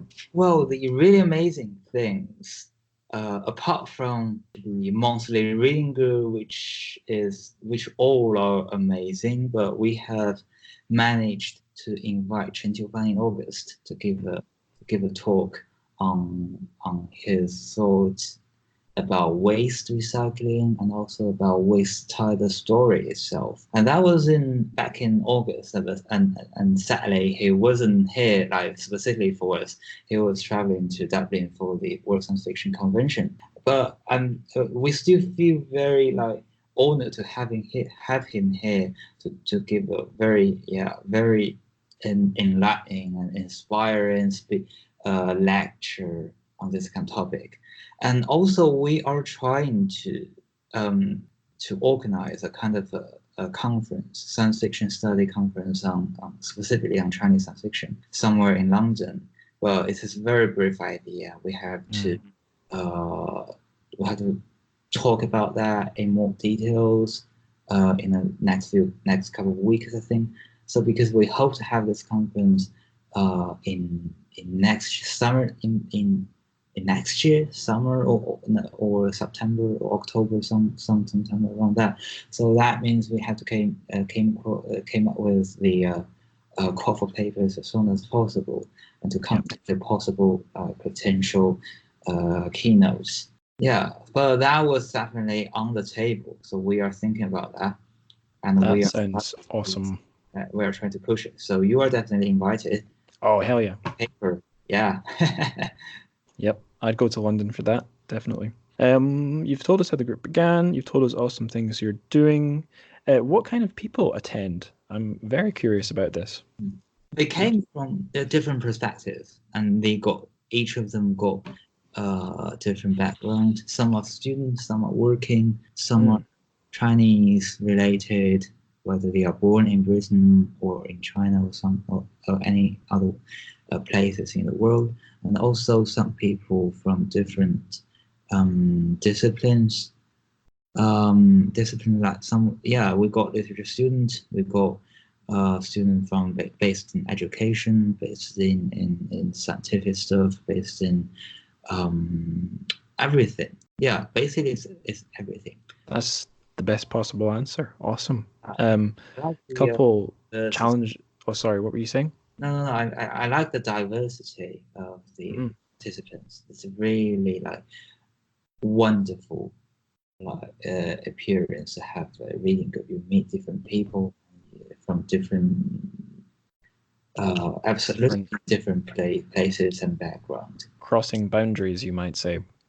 Exactly. There you go. So on the topic of crossing boundaries, here's a couple snappy questions. First one, what would you say to a science fiction fan who isn't yet interested in Chinese sci-fi? This is a really large question. Indeed. I would say that Chinese science fiction is a bit different with the so-called the science fiction stories with Western traditions.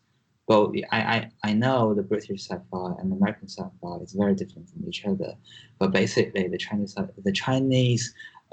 version of the science fiction stories is different from all of them. Special. You can call it exoticism, maybe, or it's just got something different. And if you will feeling differently, that's the experience. It's some experiences we can't get from a Sula Lagoon. You can't get from a PKD. You can't get from J.G. Ballard, etc. But the Chinese is Chinese. And you have to try it until you know that you like it or not. Just try it, and Yeah, and there's so many books you could point someone like that to these days. I think even just a link to this story on Uncanny Magazine would be a good entry point to Chinese sci-fi. Or if they like hard sci-fi, I guess Three Body Problem's the way to go. Or even if it's something maybe a bit more, I don't know, international, there's Waste Tide. So the options are in translation are expanding, and that's great. Waste Side is also very good for those who are interested in climate stuff. Yes, that's a good point. Yeah.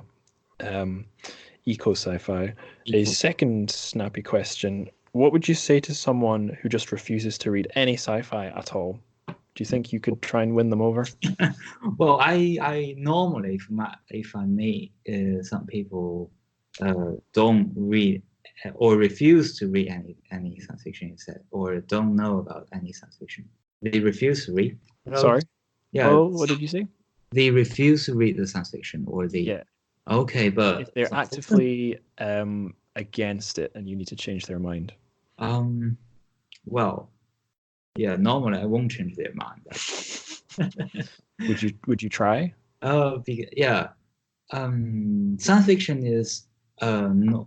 I would say science fiction is not about science, and this is the kind of alternative platform where you can play everything we have right here and right now, and to give it this kind of speculative possibilities, because science fiction is it's basically about the alternatives, and you are creating alternatives, you are expanding the alternatives, which is a very important supplement to what is called the mainstream literature, talking about the realistic world. We have to keep that kind of because normally people will say about imagination about science fiction, but I won't say about imagination. I would just say it's a different world. It's about alternatives, and this is a very good way to change the reality. Absolutely. Well said. Amen. So we've talked a lot about your group and the book. Now I'd like to ask some things about you, since you're the guest. So, Guangzhao, when did you first really connect with sci-fi? Do you remember? Oh, yeah, there's a very impressed event for me, actually. That's exactly what I want to hear. Yeah, that was, I think I was 10 when I was when I was taking the grade in the primary, the third year in my primary school. Mm-hmm. So I was at my grandparents' home, and my mom came with a book. It's from Jules Verne. It's about, I forgot the English title for that. It's kind of a submarine. Oh, 10,000 Leagues Under the Sea. Exactly, that one. So I read that one over and over again. So I just came, yeah, science fiction is my stuff. So, Cool. but after that, I wasn't spending too much time in reading science fiction. But I always keep that idea in mind. Sooner or later, I will do something for or about science fiction. Yeah, this is a very long time.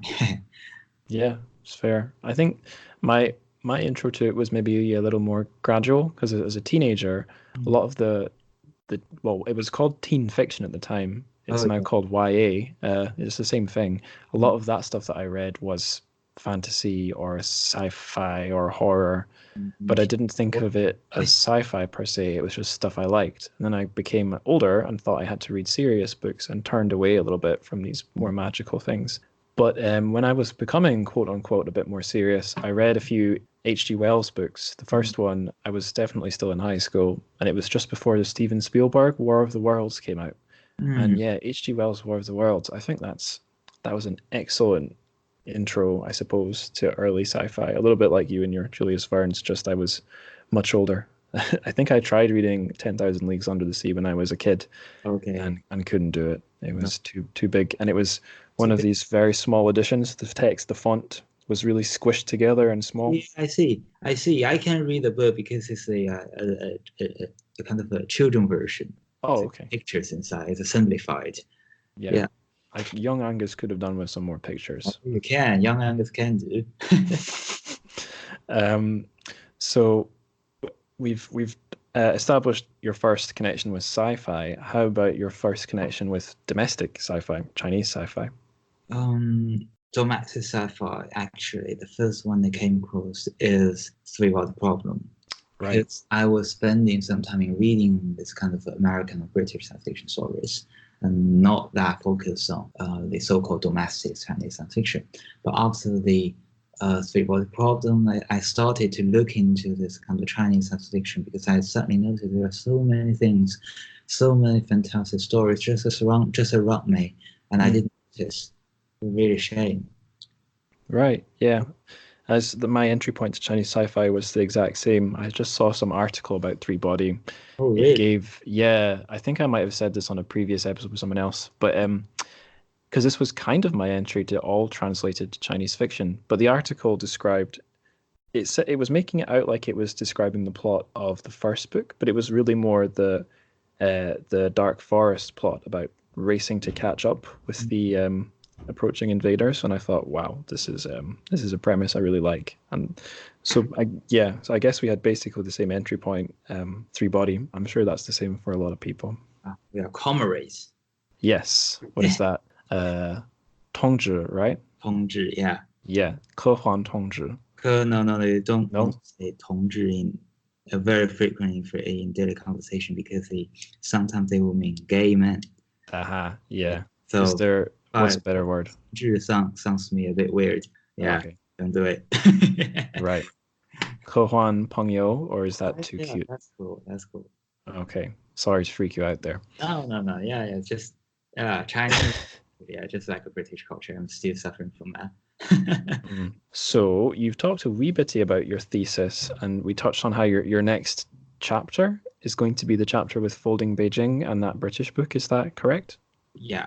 So can you describe where that chapter is going to go, or is it still formulating? Is it better if we skip this topic? I still don't know actually. I'm still trying to finish the other one, the rafts, the British one I'm going to compare. Okay. I'm Can on you my- tell us a wee bit about Raft then? The raft is it was published as do you know the Masterworks, Southern Masterworks, the kind of a series, and it's a publishing scales. Or I am afraid I don't. no, you don't really. I'm a fool. There's a kind of I'm trying to find the name of the publisher. No, I can't forget it. Well, Just, it's not because they're obscure, it's because I'm ignorant. Yeah, no, because there's one single publisher trying to collect all the classical sci-fi stories and make new editions of them. Okay. So it's one of them. So that was published in 1991, which is right at the beginning or right at the very early stage of the British science fiction boom. This one was basically about the segregation of spaces, because in a very special universe, Stephen Baxter got a series of his universe called Xeelee, Xeelee, Xeelee universe, and in this book, some people are living on the raft, which is a kind of it used to be a spaceship, and all the technology, life support. My dog's singing a song for you. Thank him. Yeah. Thank him. Yeah, I really enjoy it. Yeah, okay. Some people are living on the raft, which is to some degree that resembles the first or second space in Folding Beijing, and also some people living on the belt, which is basically the bottom line, the bottom space in Beijing as well. But the difference is the belt and the raft, in some cases, are still connected, and they have to do some business between each other. But in Folding Beijing, it's definitely it's absolutely excluded from each other, right? So that is a kind of from space segregation, or the kind of different classes, social stratification, but from some perspective, they're still different. So that's the basic reason why I wish to set up a kind of equivalence between each other, to find or to make a comparative. Yeah, basically that. Interesting. So you mentioned a couple times that Raft, that book was part of the 90s British sci-fi boom. And we also touched on how in the 70s there was a new wave of British sci-fi. So although this is pretty off topic for the show, I think it's interesting, and it's something I don't know about. So what's the difference between the 70s new wave of UK sci-fi and the boom in the 90s? Oh, very good question, which can lead you to academic. Yes. Yeah. The British we don't usually call it British New Wave. We just call it New Wave. Oh, right. Okay. Yeah, which is it's kind of an international phenomenon, where because before, especially before the 60s, that's the 40s and 50s, and science fictions are basically equivalent to the spacecraft, right? And also the just like the Isaac Asimov, the Foundation series about the universe, about it's kind of a space opera. Yeah, space opera is quite famous during that period. But from the new wave, especially people like I think it's Michael Moorcock or J.G. Ballard. Yeah, people like starting to say that science fiction is not about this kind of the huge or macro stuff. It's about the human ourselves. So we have to look into the ourselves, and to write science fiction is about ourselves, about the near future, about the humanities. So that is when the science fiction is gradually becoming soft. Yeah, Mm. metaphorically soft. We call hard Yeah. science fiction. Actually, we don't have a term called soft science fiction, but we just use the term soft to distinguish this kind of new wave science fiction from the hard science fiction, which is represented by the space opera. Yeah. So at one end of the spectrum, spacey, physics, sciencey, big, I think that. and the other end of the spectrum, more psychological, human, less science, less space, smaller scale, general. That's the general dichotomy, right?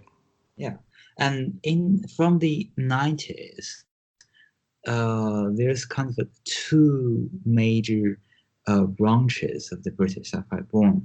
One of them is called the new space opera, because the space opera was not that famous during the new wave period.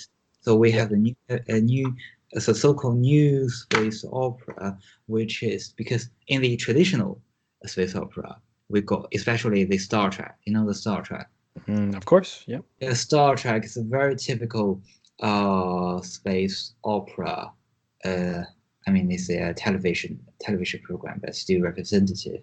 It's basically people are trying to expand or proliferate their own values to this kind of other beings or to it's quite grandiose vision. There's kind of very obvious conflict between the self and the other.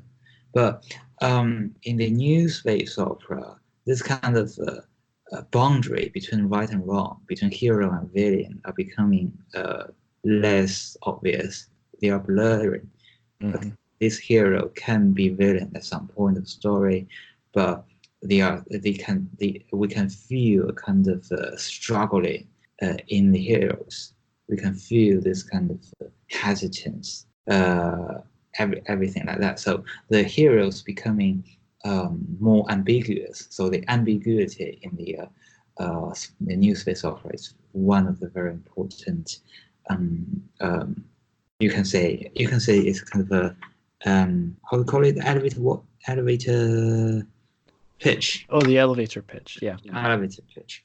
And the other branch of this British sci-fi boom is called the new weird. Someone like the China medieval, like Perdido Street Station, Bracken, on London, City. So he's trying to connect all the fantastic stuff into the science fiction. So the boundary between fantasy and science fiction are blurring as well. So we don't have that kind of a strong or clear boundary. This is fantasy, and this is not, and this is science fiction, and this is not. We don't have that kind of sense anymore. So it's speculative fiction now. Right. Yeah, we got a new term for that. Mm-hmm. That's the difference between new wave and the British sci-fi boom. The new wave is very well studied, actually. It's a very important movement in the global science fiction history. But the British sci-fi boom is less known in that case. I only got the name from my supervisor, who was a huge science fiction fan when he was young. He just got me. If you are looking into the Chinese science fiction movement in the 90s, we got equivalents in the UK. And I told him, oh, really? I don't know. I heard nothing about that. Yeah, so because translation stuff, because in China, the publishers are only focusing on this kind of well-established writers and famous works. The stories in the British sci-fi boom is less in China. It's less known in China. Right. They have sort of proper translations as well. So yeah, that's a shame. As you were going through your description of the different movements there, I thought of a couple parallels between the UK sci-fi writers and Chinese ones. So the first one, I think this was a book of which I gave the elevator pitch to you, and possibly our little group that went out to the pub afterwards, but definitely to yourself. So it's J.G. Ballard's High Rise, which is another story that just like Folding Beijing, splits apart different segments of society by space, but it's even more segmented because it's in a new high-rise building, which I guess in post-war Britain was a new, almost a kind of sci-fi vision of the future. One that ended up failing, and his version is quite different from the failure that happens in his book is different from how it failed in reality. But in his version, every floor of the tower gets more upper class as you go closer to the top. And for reasons that are not 100% realistic, society kind of breaks down and it ends up, there's like an all-out war between all the different floors, as well as an individualistic battle to the top. So if you want a more bloody version of Folding Beijing, listeners could go looking for that. It is a really great book. J.G. Ballard's a great writer. And then I think we talked about our mutual enjoyment of Ian Banks, a 90s boom sci-fi writer. And I have to big up him because he's a fellow Scot and an amazing guy as well, who wrote great sci-fi and great quote-unquote literary fiction. But he's, I guess, if you're more of a Liu Cixin kind of guy, like bigger scale, darker visions, he's your guy. I don't think they're not twins, but I think there's similarities between them. I suppose there are. There was something very interesting between them, but yeah, I can look into them. Yeah. I think the thing that popped into my head about Liu Cixin, he, at least in Three Body, he really contrasts like the power difference and capabilities between different societies that live in the universe, and that's a little bit of a theme in the culture books by Ian Banks, that some societies are just so advanced it's hard to even comprehend compared with others who are closer to our level. But yeah, that's about the full extent of my thoughts there. He's also come the Arthur C. Clarke as well. Yeah, I've not read anything by him. I've only seen Space Odyssey, 2001, the movie. You read the book? No, the only properly old I've read the H.G. Wells stuff, but the only like space opera, like the original wave I've read is an Asimov book. Which one? Oh man, I forgot the name. It's the one where half the characters are like amoebas. It's a really interesting one. Because I was mentioning Arthur C. Clarke for you because we just about this kind of a civilization that was so advanced beyond humans' imagination. This is a very important theme in Arthur C. Clarke's story. And one example is Childhood's End. Childhood's End. You heard about that? Childhood's End. Name rings a bell. Okay, yeah. That was talking about there are two kind of aliens in there. One of them called the Overlord, and the other one called the Overmind. The Overmind is something really up to your standards. It's something beyond human imagination, beyond conception in that case. It's so advanced. Yeah, that's really interesting. That's also very interesting because there's also kind of a hierarchy in that story. The Overmind is at the top, the Overlord in the middle, and the human beings at the bottom. Yeah. Interesting. Last recommendation on this point. If you can't be bothered, or if listeners don't want to read the book of High Rise, the J.G. Ballard story, there's a pretty good film as well, which has some interesting versions of SOS by ABBA. So if you like ABBA, go watch that film. On that note, I'll move to one of our last few questions. So this is going back to the symposium, this question.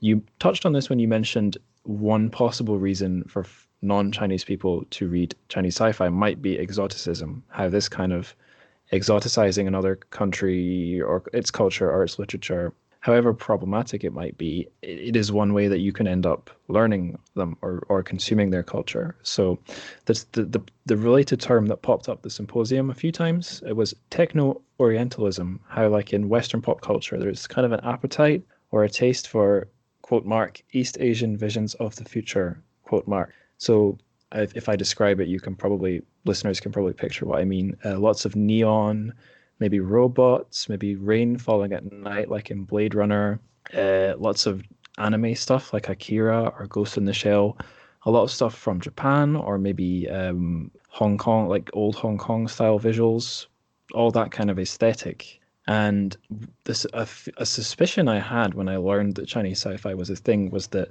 because the economic kind of baton or growth has shifted from Japan and Hong Kong to basically China and megacities like Shanghai, Beijing, Shenzhen, would they be the new vision of quote unquote techno-Orientalism? I don't necessarily think that will happen because I think when I was doing my dissertation research, just about everyone I asked, I posed them this question. I said, is a rising China and a rising Chinese economy going to translate to more appetite for Chinese fiction?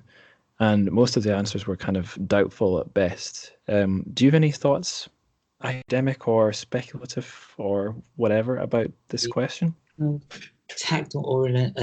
Orientalism Yeah, is a new term, but Orientalism that's an older term. case because if we can just move from Orientalism to the techno Orientalism, but because for the Orientalism, the so-called Oriental area, which is Eastern Asia in that case, or basically China, India, kind of are they were put as a kind of the image of otherness for the so-called Western scholars to engage the Western.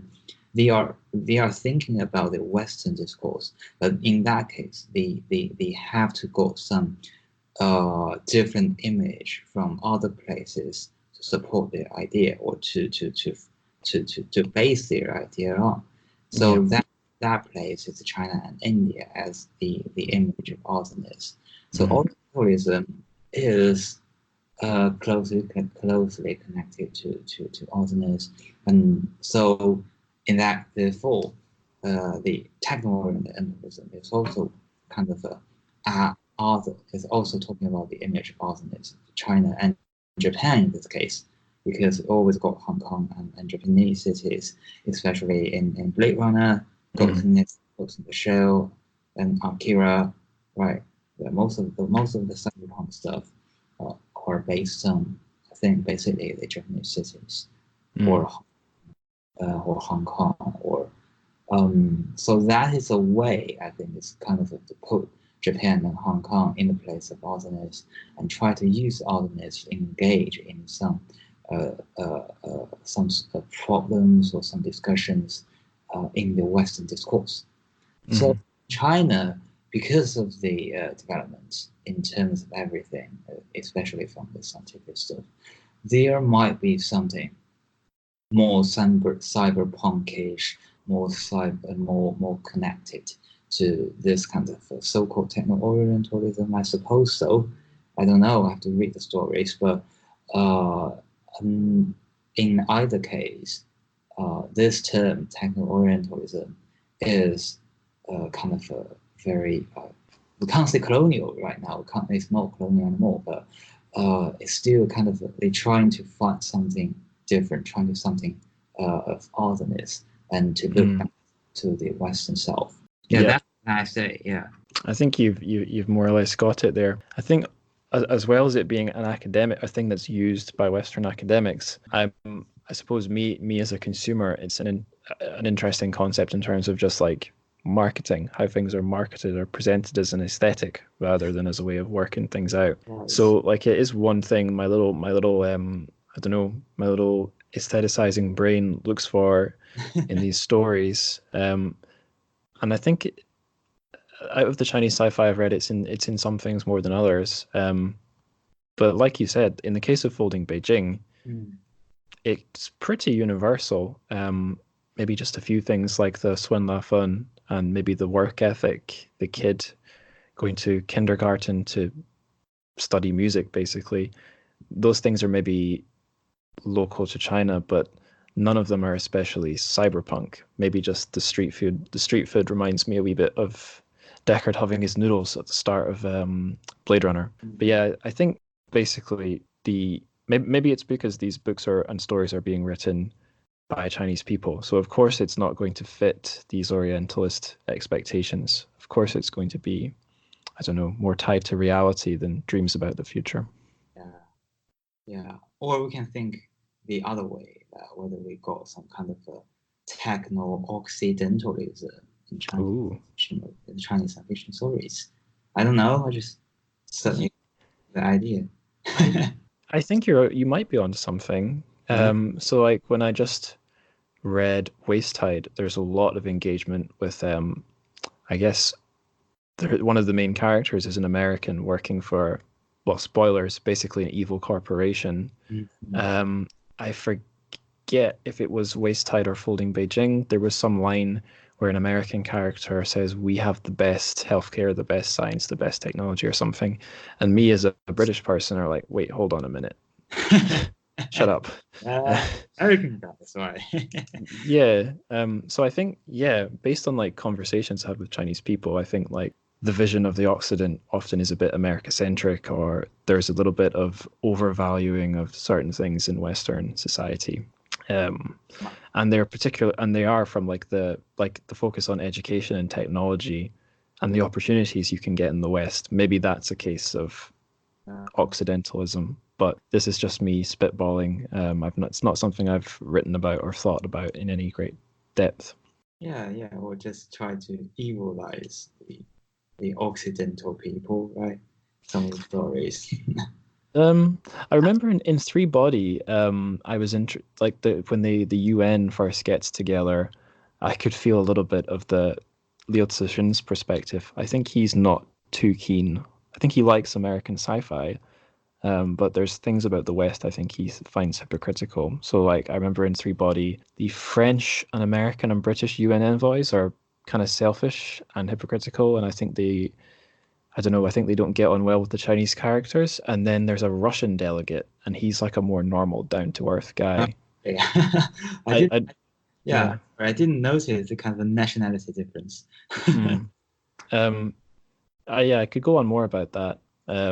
It's probably a topic for an episode on Three Body, and I don't know if that's necessarily Occidentalism, but it bounces back the other way. That's one reason I like reading Chinese sci-fi. It's going to be hard to find a Western book where a Russian character is normal and down to earth, and all the more Russian. Western people are bastards. That wouldn't happen, but you can get that from Three Body, apparently. Yeah, maybe you can try some Russian science fiction, right? Mm. I Good. read Roadside Picnic just this year. Do you know that one? No, I don't. That's the one the movie Stalker is based on. Do you know that movie? I heard about that movie. Yeah. Yeah. Okay, I will talk to you about that off the show. Okay, great. Right. Speaking of off the show, here's a second last question. What are you reading right now, and are there any books, Chinese or otherwise, you'd like to recommend to our listeners? Well, what I'm reading right now is basically about my next chapter. So it's a very sad thing to be a Mm, PhD in science fiction because you can't read totally out of your interest. You have to yeah. put it into in line with your research, your thesis, and your supervisor's requirement in that case. But I really do have some recommendations. I really do recommend Han Song's story to everyone. Mm, But very unfortunately, his story is too difficult to be translated in many cases. So mm, the translation of his story, is in a way we can talk about the untranslatability from with a case of Han Song's story. But mm. I I wish know to. I have two books on my bookshelf which have translation of his works. Broken Stars, Ken Leo's anthology's got a Yeah. Han Song story, and the Columbia University Press anthology, The Reincarnated Giant. I think Reincarnated Giant's a Han. No, that's a Wan Jingfang, isn't it? But there's at least one Han Song in there. That Yeah, book's very expensive though. basically his translated story are short stories actually, and Right. his long stories are even more inspiring because I'm gonna incorporate his Rest Over America. That's one of the story, and another one is Red Ocean, and Mm. neither of them has been translated. So only the Chinese version, I'm afraid. Mhm. I'd Also, absolutely love to read his book Underground, Ditia, the but is fantastic. Yeah, I am not a Chinese fluent person, and that's only available in Chinese. So either I learn the language first or it gets translated first. 地铁 the subway, I think, is available in English somewhere, but So, oh, really? yeah, somewhere, but I'm not sure. I just Oh, saw the because there was a kind of document listing all the translated works of Chinese science fiction, and 地铁 is one of the. oh. I never managed to find it, but You're sure it's not in a different language, like French or something? no, in English. Right. Yeah. I need to go on the hunt. Yeah, but yeah, I saw it somewhere, but Okay. I can't recall right now. Right. So Hansong, big recommendation for Hansong. Final question: is there any of your own work or online platforms or other endeavors you'd like to promote before we say bye bye? My WeChat. Yeah. What is it? No. I mean, WeChat for my reading group. Yeah. And your podcast. Right. I'll be doing that after we're done. Don't worry. Yeah. What is the WeChat group's name that people can search for again? It's a WeChat ID for that group. It's called SF in London. SF in London. Yeah. Okay. So that's what everyone in London or outside London should search up. And is everything on it posted in Chinese? In Chinese. Yeah. Okay. So do be aware of that. You can write in English. It's so busy to write in English. Mm-hmm. Yeah. Fair. That's fair. She can get some time to do it. So you can, if you are really like to read something in English about our reading group, it's a very good excuse for me to push her to write the English versions. Well, there is the Twitter and there is the mailing list as well. Those are in English or bilingual, is that right? They are in English. The Twitter, I think the name of the Twitter is London Chinese Sci-Fi Group. Mm-hmm. And yeah, so that's where you can get all your information about that stuff. But Guangzhao is absolutely lovely. If you reach out to him, I'm sure he'll tell you everything you need to know. Yeah. So I think that's about everything we've got time for. It's certainly all the questions on my notes have been amazingly answered. So I guess I'll just say thank you for being on the show, Guangzhao. It's been fantastic having you.